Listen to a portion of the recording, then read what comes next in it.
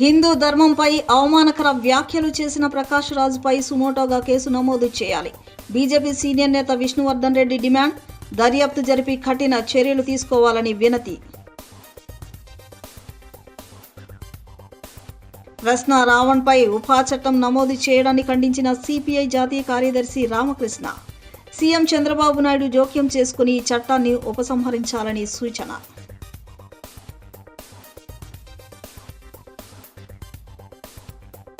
కృష్ణా కరకట్ట వెంబడి నిర్మించిన returning wall పక్కన అవుట్ఫాల్ డ్రైన్ నిర్మించాలి. సిపిఎం ఆధ్వర్యంలో నిరసన ర్యాలీ.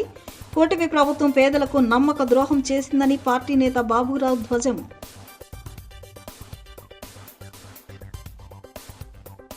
పశు వైద్యశాలలో కనీస వసతులు కరువు.